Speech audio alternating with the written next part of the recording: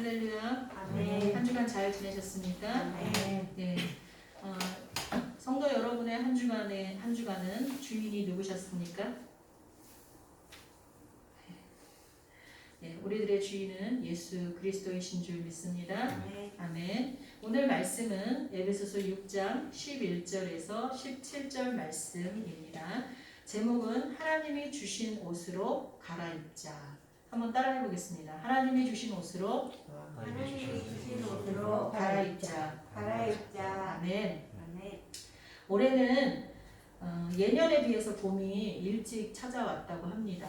올해뿐만이 아니라 지금 지구 온난화 때문에 점점 봄이 빨라지고 있다고 합니다. 그래서인지 아직은 다소 쌀쌀함이 남아있는데도 사람들의 옷차림이 봄옷으로 바뀌고 있습니다. 물론 자연은 사람보다 더 빨리 옷을 갈아입은 것 같고요. 그렇죠? 네. 나가보면 벌써 따뜻한 곳은 꽃이 피기 시작하고 또 새싹이 딱 돋아나 있고 자꾸 봄을 재촉하는 그런 모습들이 보입니다. 성도 여러분도 한 겨울 동안 입었던 칙칙하고 두꺼운 옷들을 정리하고 이렇게 가볍고 밝은 봄옷들을 이렇게 꺼내 놓으셨습니까? 네, 고개를 끄덕이시는 분도 있는데 저도 정리를 좀 해뒀습니다.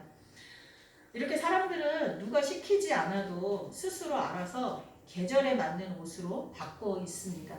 물론 전 세계가 우리나라처럼 사계절이 뚜렷한 건 아니지만 그래도 그 날씨, 환경에 따라서 옷을 이렇게 준비하지 않습니까? 그렇다면 지금 우리들의 영적 계절은 어디쯤일까요? 봄일까요? 아니면 여름? 가을? 겨울? 사람마다 다를 수도 있습니다. 누군가는 지금 막 예수님을 영접하고 새싹이 파릇파릇 피어나는 봄을 만끽하고 있을 수도 있고요. 또 누군가는 그 파릇했던 시절을 잊은 듯 낙엽이 다 떨어져서 스산해진 늦가을일 수도 있습니다.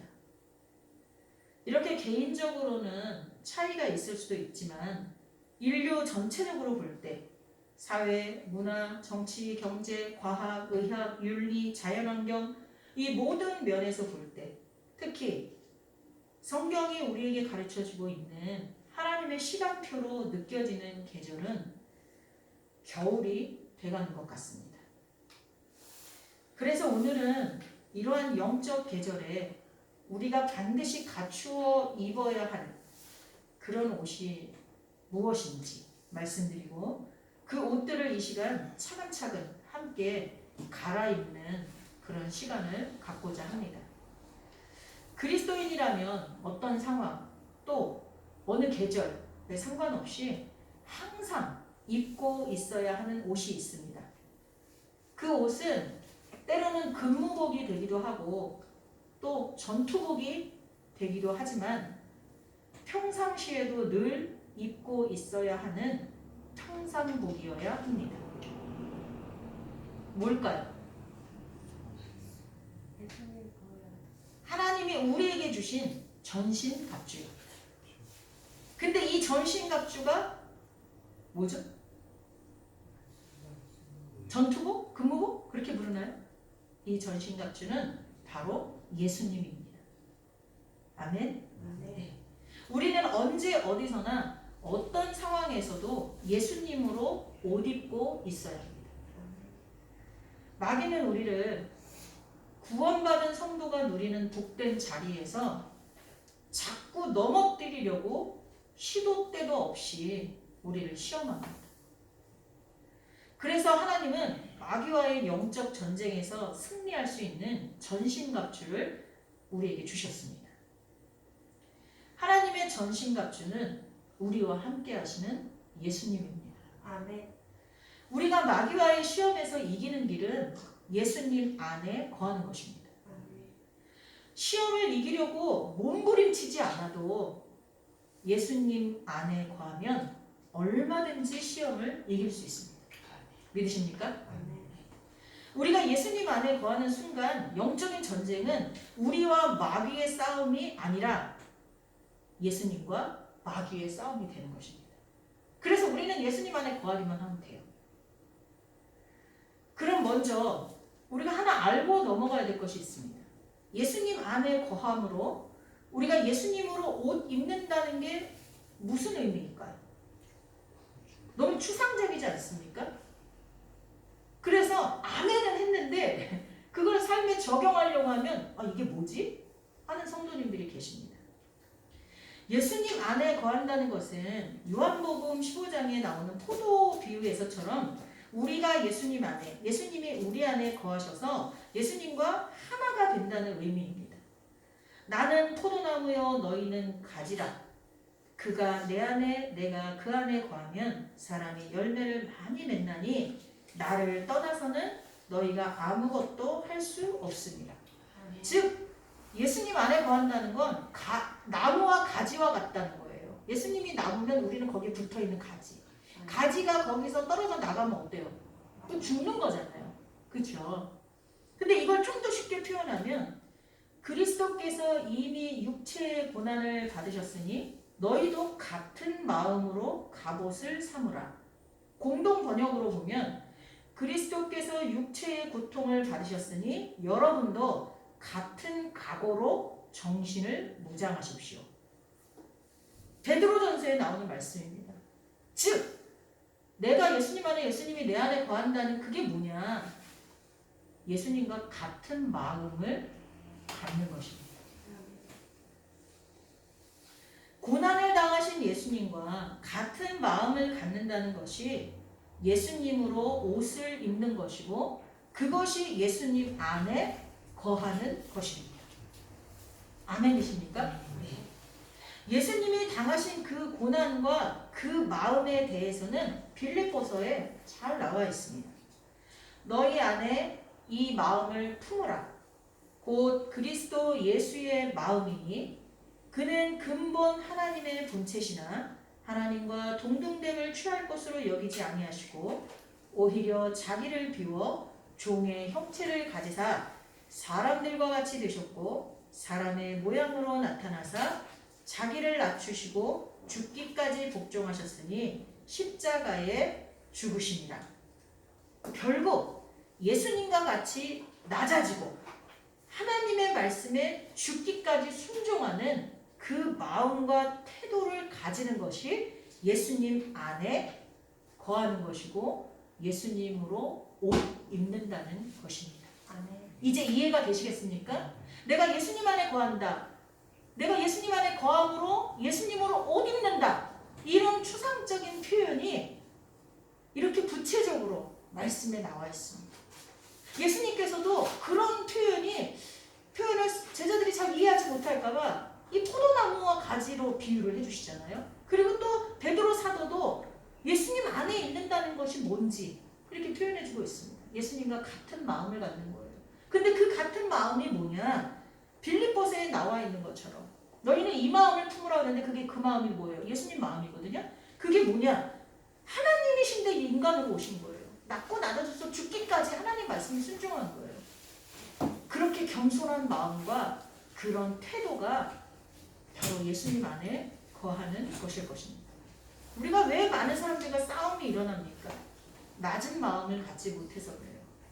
내가 그 사람보다 낫다고 생각해서 잘났다고 생각해서 그 사람보다 옳다고 생각해서 그래서 내 주장을 하다 보니까 다툼이 일어나는 거예요.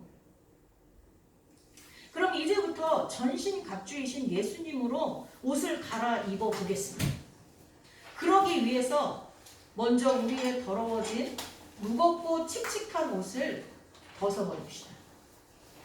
물론 여기에 오시기 전에 이미 그 무겁고 칙칙한 옷들을 다 벗어버리고 예수님으로 옷을 갈아입고 오신 분들도 계실 거예요. 그런 분들은 나는 이미 예수님으로 옷을 갈아입었는데 전신갑주를 입었는데 그렇게 하지 마시고 내가 입고 있는 이 전신갑주가 정말 맞는가 점검하시는 시간을 가지시면 돼요. 그리고 혹 내가 전신갑주를 입긴 입었어요. 예수님으로 옷을 입긴 입었는데 그 전신갑주 속에 자기의 그 여전히 더럽고 어둡고 탐욕적인 자기가 좋아하는 그런 세상의 옷들을 그 전신갑주 속에 입고 계신 분들이 있다면 이 시간 다 탈의하고 다 벗어버리고 다시 전신갑주로 무장하는 시간이 되었으면 합니다. 우리 잠깐 기도하겠습니다. 하나님, 이 시간 주님이 주시는 거룩한 세마포 옷과 언제 어디서나 마귀와 싸워 이길 수 있는 전신갑주로 갈아입으려고 합니다. 그러기 위해 우리가 고집하며 벗었다 입었다를 반복하며 아직도 벗지 못하고 있었던 이 더러워진 옷들을 미련 없이 벗으려고 합니다. 주님의 거룩한 보혈로 이 옷들을 벗겨주시고 깨끗하게 하여 주옵소서. 예수님의 이름으로 기도드립니다. 아멘. 자, 이제 아직까지 벗지 못하고 있었던 더러운 옷들을 우리 주님께서 벗겨주시고 거룩하고 깨끗한 세마포 옷으로 갈아입혀 주신 줄 믿습니다. 그 위에 이제 무장을 해보겠습니다. 물론 우리가 무장하는 모든 것들이 다 예수님임을 기억하시기 바랍니다. 단 그 역할들이 각각 어떠한지를 기억해 두면서 착용하시면 되겠습니다. 먼저 진리의 허리띠입니다. 진리의 허리띠는 영적 무장의 첫 단계이면서 모든 영적 무장의 기본입니다. 옛날 중동 사람들은 위에서부터 통으로 이렇게 목에서 이렇게 탁 넣어서 휙 내리는 그런 것들을 입었잖아요. 그 가운 같은 거. 근데 그런 걸 입고 일상생활을 할 수도 없고 더욱이 전쟁에 나갈 수는 없어요. 그러려면 어떻게 해요? 그 옷들이 걸리적거리지 않도록 허리띠를 꽉 묶어야 되잖아요. 그렇죠? 그 허리띠를 묶는 게 무장하는 데 첫 단계입니다. 그리고 이 허리띠는 뭘로 묶으라고요? 진리로. 근데 그 진리가 누구이십니까? 예수님이십니다. 예수께서 이르시되 내가 곧 길이요 진리요 생명이니 나로 말미암지 않고는 아버지께로 올 자가 없느니라. 진리로 허리띠를 띠라는 것은 여러분 꼭 기억하십시오. 체험이나 감정에 의지하여서 예수님을 믿지 말라는 것입니다. 체험에 의지하여 예수님을 믿는 사람과 진리이신 예수님에 근거하여 예수님을 믿는 사람은 서로 다릅니다. 많은 사람들이, 많은 종교인들이 체험에 의지하여서 예수님을 믿습니다. 체험은 분명히 확신을 주고 사람들의 마음을 뜨겁게 합니다. 삶의 기적이 일어나고 모든 일이 잘 되면 예수님께서 함께 계신 것 같고 하나님이 나를 사랑하시는 것처럼 느낄 수 있습니다. 그러나 문제가 있습니다. 환경이 바뀌면 어떻습니까? 힘들어지고 뜨거운 감정이 식어지고 확신도 흔들리고 오히려 하나님을 원망하게 됩니다. 마귀는 인간의 감정이 가진 약점을 이용해서 우리를 속입니다. 그러므로 체험이나 감정에 의지해서 예수님을 믿는 사람은 언제나 마귀의 시험에 넘어질 수밖에 없습니다. 그래서 예수님도 기적을 보여달라는 많은 사람들한테 요나의 기적밖에는 보여줄 게 없다 그래요. 그 요나의 기적이 뭘 의미합니까? 예수님이 십자가상에서 돌아가시고 죽은 지 3일 만에 부활하신 그 사건을 의미합니다. 그거밖에는 보여줄 게 없다 이렇게 말씀하세요. 우리는 삶 속에서 예수님을 경험하고 체험해야 되지만 그것 때문에 예수님을 믿으면 안 돼요. 진리의 말씀을 통해서 예수님을 믿으면 환경이 변하고 감정의 기복이 있더라도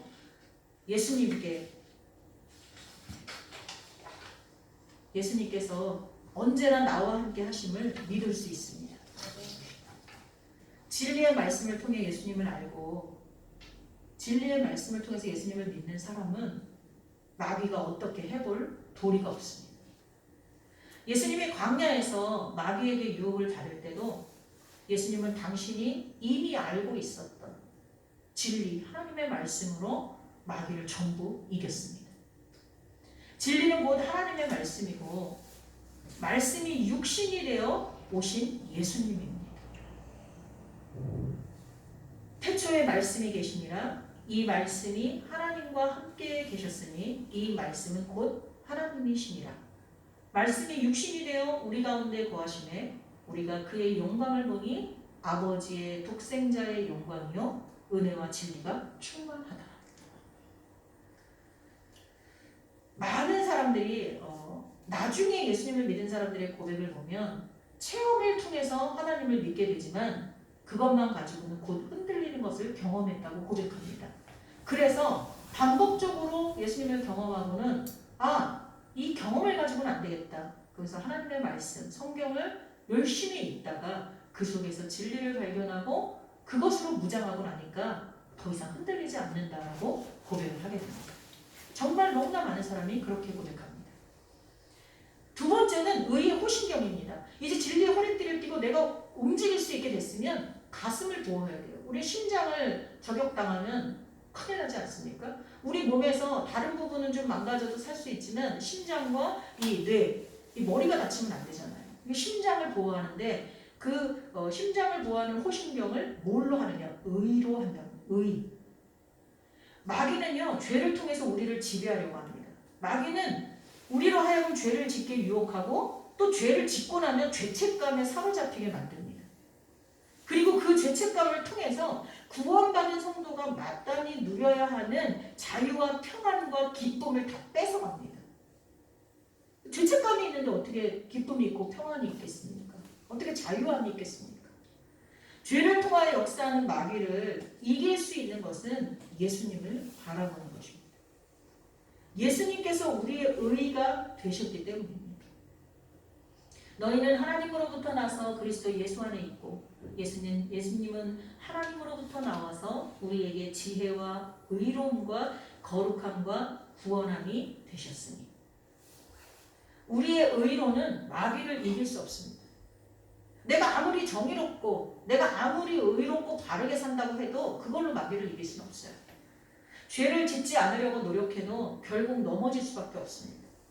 우리는요, 죄 안 지려고 막 노력하는데 계속 뒤돌아서는 죄를 져요. 그렇기 때문에 우리의 의로는 마귀를 이길 수 없어요. 그러나 우리의 의가 되시는 예수님을 24시간 바라볼 때 마귀는 우리를 결코 무너뜨릴 수 없습니다. 여러분 하루에 주님을 몇 시간이나 바라보십니까? 아니 몇 번이나 바라보십니까? 그 다음에는 우리 신입니다. 평안의 복음, 평안의 복음으로 준비한 신을 신이라고 합니다. 마귀의 주요 공격 목표가 뭔지 아십니까? 구원받은 성도가 누리는 평안을 빼앗는 겁니다. 평안을 빼앗는 거예요. 막 두려움과 염려와 근심과 걱정이 몰려오게 만드는 거예요. 마귀가 하려고 하는 거예요. 그게 주 공격이에요. 그러나 그리스도 안에 그리스도인에 관한 진리를 보면 예수님께서 우리 안에 오셨고 우리에게 평안을 주셨기 때문에 우리는 누구에게도 평안을 빼앗겨서는 안 됩니다. 평안을 너희에게 끼치노니 곧 나의 평안을 너희에게 주노라. 내가 너희에게 주는 것은 세상에 주는 것 같지 아니하니라. 너희는 마음에 근심하지도 말고 두려워하지도 말라. 예수님이 함께 계시다는 사실이 정말 믿어진다면 그리고 24시간 주님을 바라본다면 어떤 상황에서도 평안을 잃지 않습니다. 그것이 예수님을 바라보고 사는 자가 누리는 가장 큰 축복입니다. 그리스도인과 그리스도인이 아닌 사람이 큰 차이가 뭐예요? 어떠한 환경과 고난 가운데도 평안이 있냐 없냐예요. 그리고 네 번째는 이제 방패를 들어야 됩니다. 적들이 가까이 와서 막 공격을 할 수도 있고 불화살을 쏠 수도 있고 막 그렇잖아요. 방패가 있어야 돼요. 마귀는 우리의 믿음을, 그 방패가 뭐냐? 믿음이에요. 마귀는 우리의 믿음을 무너뜨리기 위해서 공격합니다. 왜냐하면 믿음이 무너지면 모든 것이 무너지는 것과 같기 때문입니다. 그리고 믿음이 없으면 하나님을 기쁘시게 할 수 없다고 되어 있습니다. 그 믿음이 굉장히 중요하거든요. 근데 우리는 보이지 않는 세상의 많은 것들을 그냥 믿으면서 역사 속에서 있었던 인물들 내가 본 적이 없는데도 믿으면서 하나님이 주신 진리의 말씀을 우리가 믿지 않으려고 할 때가 많습니다. 마귀 때문이에요. 마귀가 우리를 그렇게 자꾸 유혹하는 거예요. 마귀는 우리에게 하나님이 계시다면 왜 이런 일이 생길까? 이 코로나도 그래요. 하나님이 계시다면 어떻게 이 전염병으로 이 세계에 이 많은 사람을 죽게 내비두시지? 아니 하나님이 계시다면 왜 교회가 이런 핍박을 받아야 하지? 하나님이 정말 나를 사랑하실까? 나를 사랑하시면 내가 왜 이런 고난에 처하지? 이런 의심들을 자꾸 심어줍니다. 마귀가 아담과 하와를 유혹할 때도 마찬가지였어요. 휴전선에서 이렇게 군인들이 이렇게 근무를 하고 있잖아요. 그러면은 그 북쪽에서 남쪽을 향해서 방송을 하고 남쪽에서 북쪽을 향해서 방송을 한다고 합니다. 근데 이제 북쪽에서 우리 쪽을 향해서 방송하는 걸 우리가 들어보면 야, 저걸 믿겠어? 그러잖아요. 너무나 엉뚱하고 도대체 믿지 않을 것 같잖아요. 근데 거기서 월북하는 청년들이 나오잖아요. 월북하는 그 군인들이. 왜냐면 처음에 이렇게 보통 들을 때는 전혀 뭐 신경 안 쓴대요. 믿어지지도 않고 믿지도 않고. 그런데 자기가 부대 안에서 어떤 힘든 일을 당하거나 가정에 무슨 일이 있다는 소식이 듣거나 뭐 애인과 헤어지거나 등등 자기의 상황이 어떻게 되면 갑자기 그 소리가 진짜처럼 들려지고 저쪽 가면 좀 다르지 않을까? 이런 생각이 들려져서 그렇게 월북을 하는 사람이 가끔 있다는 거죠. 반대로 그쪽도 마찬가지고 아니야 뭐 나만도 우리보다 더 못 살아 막 어떤 이런 교육을 받아서 그렇게 생각하다가도 계속 듣다 보면 그렇게 느껴진다는 거예요. 마귀는 그렇게 계속 우리를 공격해요. 야 하나님 진짜 계셔? 하나님 너 사랑하셔? 그럼 이런 일이 생겼을까? 아니잖아? 막 이런 식으로. 마귀의 불화살을 막아낼 수 있는 믿음은 그냥 생기지 않습니다. 온전한 믿음은 우리가 계속해서 예수님을 바라볼 때 생기는 거예요. 가짜 뉴스도 계속 보면 그게 진짜처럼 느껴지는 거고. 근데 하물며 진짜이신 예수님을 계속 바라보지 않는다면 느껴지겠습니까? 예수님께서는 믿음의 대상이기도 하지만 우리 안에서 믿음을 일으키시는 분입니다. 때문에 계속 예수님을 바라봐야 돼요. 우리는 한순간도 예수님에 대한 생각을 멈추어서는 안 됩니다. 예수님이라면 이 상황에서 어떤 선택을 하실까? 저분이 예수님이라면 내가 어떻게 대할까? 항상 생각해야 되는 거예요. 내가 어떤 사람이 미워졌어요. 어떤 사람한테 화가 나요. 근데 저분이 지금 예수님이라면 내가 이렇게 계속 화를 낼 수 있을까? 이렇게 계속 미워할 수 있을까? 그러니까 어떤 선택을 할 때도 사람들을 대할 때도 매 순간 예수님과 함께 있다는 의식, 진짜 나무에 가지가 붙어있는 것처럼 내가 예수님과 딱 하나라는 연결되어 있다는 그런 생각을 한순간도 멈춰서는 안 된다는 거예요.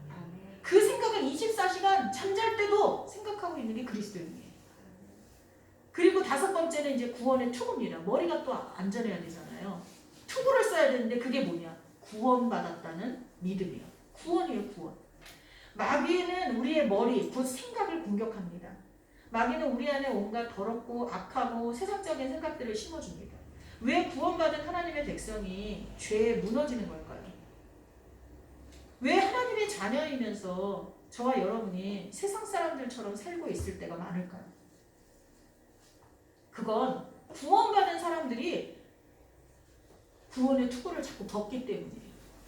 그들의 생각을 지키고 있지 못하기 때문이에요. 내가 주의 말씀을 들을 때, 주의 말씀을 묵상할 때는 하나님에 대한 생각으로 가득 차고 말씀으로 가득 차다가 내가 세상을 향해 나아갈 때 또 환경이 여의치 않을 때는 그 투구를 자꾸 벗고 세상적인 생각과 세상적인 습관으로 세상적인 가치관으로 머리를 채우기 때문이에요. 우리가 항상 예수님을 생각하고 살면 우리의 생각과 마음이 완전히 바뀌어지는 것을 경험하게 될 것입니다. 2015년에 방영했던 드라마 순정에 반하다라는 드라마가 있습니다. 그 내용은 교통사고로 어떤 경찰이 숨지게 되는데 그 경찰의 심장을 이식받은 유명한 회사 사장이 심장을 이식받은 다음에 습성이라든가 식성, 습관, 취향 이런 것들이 다 변한 거예요. 그리고 나중에는 그 심장의 주인공이 사랑했던 여자를 사랑하게 되고 그 심장의 주인공인 경찰이 억울하게 죽은 것을 이 사람이 밝혀내는 그런 내용이었어요. 자, 이건 드라마다 이렇게 생각하시겠죠. 근데 이게 실제로 일어나요. 그러니까 무슨 얘기냐면 심장이라든가 간이라든가 신체의 어떤 중요 부위를 이식받았을 때 그 사람의 습관이 바뀌는, 그 사람의 이 생각이 바뀌는 일들이 종종 있다고 합니다. 어느 사람이, 이건 실질적으로 있었던 건데요. 간 이식을 받았는데 이 사람 멕시코 사람이 아니었거든요. 근데 간 이식을 받은 뒤부터 완전히 음식 취향이 바뀐 거예요. 멕시코 음식을 그렇게 먹고 싶어 하는 거예요. 그래서 멕시코 음식만 쫓아다니면서 찾아 먹더랍니다. 알고 봤더니 그 사람이 멕시코 사람의 간을 이식받은 거예요. 얼마나 신기합니까? 간 이식을 하니까 그 사람의 식성이 바뀌었어요. 드라마지만 실질적으로 간혹 일어나는 일인데 심장을 이식받으니까 그 심장의 주인공의 습관과 어떤 식성 같은 것들로 바뀌는 거를 종종 본다고 합니다. 이런 장기의 일부를 이식받아도 이렇게 사람이 바뀌는데 우리의 마음에 예수님의 마음을 품으면 우리가 어떻게 되겠습니까? 삶이 완전히 바뀌는 거죠.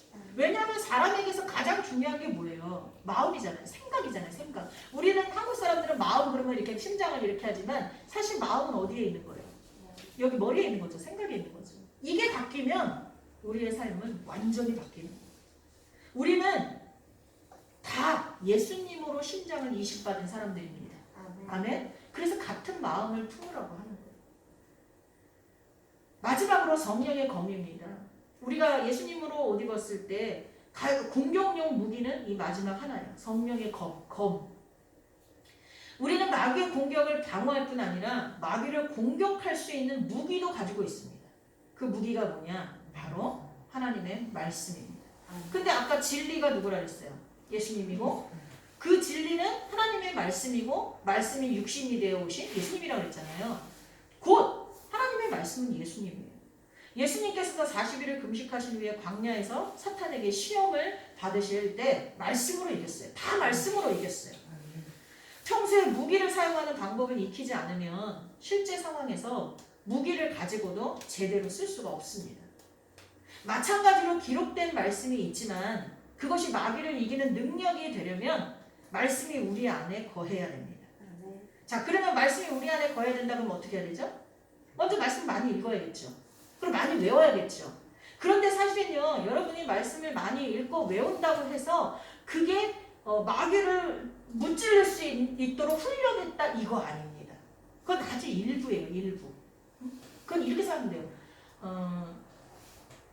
칼을 다루는 법을 배웠다기보다는 칼을 잘 닦고 언제든지 칼을 쓸 수 있게 이렇게 보관을 했다라고 생각하시면 돼요. 근데 칼을 잘 쓸 수 있도록 이렇게 훈련을 하는 건 뭐냐? 내가 그 말씀에 순종해야 돼요. 그래야 그게 진짜 내 거가 되는 거예요. 아멘이십니까? 예. 내가 그 말씀에 예수님처럼 죽기까지 순종한 건 그 말씀은요 마귀를 찔러요. 언제 어디서든지 마귀를 찔러요. 내 뒤통수로 날아와도 찔러요.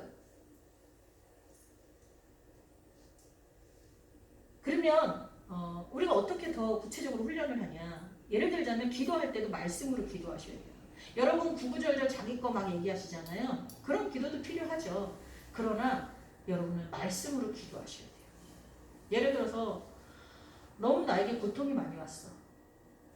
그럴 때 어떻게 해요? 예레미야 33장 3절 말씀. 너희는 환난 날에 부르짖으라. 그럼 내가 어떻게 하겠어요? 듣고 응답하겠다 말씀하시잖아요. 그 말씀들을 예수님께 말하는 거예요. 하나님께. 이렇게 말씀하시지 않았습니까? 내가 지금 환난 가운데 있습니다.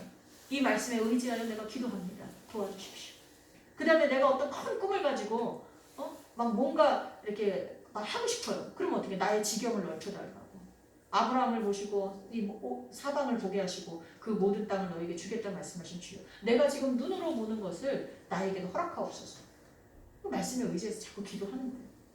뭐를 달라고 할 때도 자식이 부모에게 떡을 달라고 하는데 돌을 줄 부모가 없듯이 나도 너희가 달라는 거 주겠다 말씀하셨잖아요. 하나님 주세요. 이렇게. 근데 그걸 끝까지 읽어보면 나중에 믿음이 더 성장하면 하나님이 진짜 주시겠다고 하는 건 성령이라고 뒤에 나오거든요.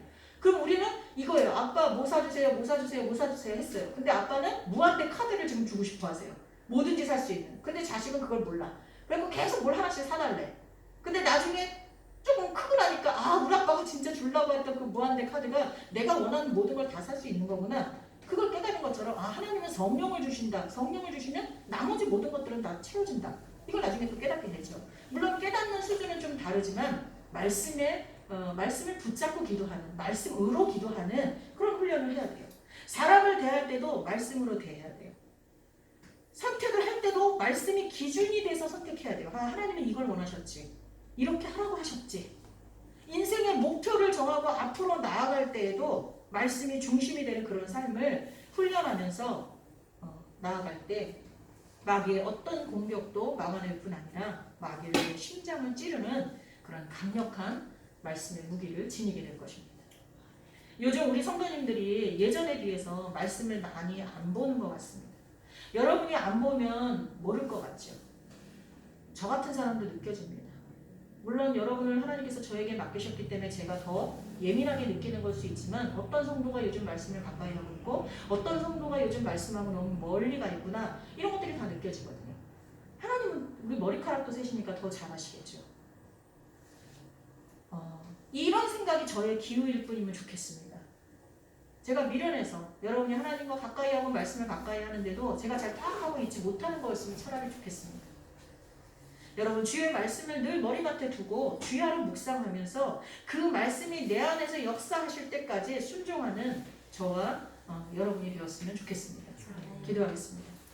하나님, 오늘 저희들은 하나님이 주신 옷을 벗어버리고 내가 편한 옷들을 고집하며 한심하게 살아온 순간들을 회개합니다. 새로운 마음과 각오로 하나님이 주신 전신갑주를 입었습니다. 우리를 위해 죽기까지 순종하신 예수 그리스도와 같은 마음으로 갑옷을 입었습니다. 이제 우리는 다시 예수님과 하나가 되었습니다. 우리가 예수님 안에, 예수님이 우리 안에 거하심으로 예수님으로 옷 입은 거룩한 성도가 되었습니다. 감사합니다. 세상에 나가 마귀와 싸워 승리하는 한 주간이 될 수 있게 하여 주옵소서. 예수님의 이름으로 기도하옵나이다. 아멘. 이제는 우리 주 예수 그리스도의 은혜와 성부 하나님의 극진하신 사랑하심과 성령 하나님의 감화 감동 교통하심이 우리의 더럽고 어둡고 칙칙한 옷들을 벗어던지고 우리 하나님께서 우리에게 주신 거룩한 전신 갑주를 입고 이제 세상을 향하여 나아가고자 하는 성도들 머리 위에와 저들의 가정과 일터와 또 이 나라 이 민족 위에 영원히 함께 하시기를 간절히 축원하옵나이다. 아멘.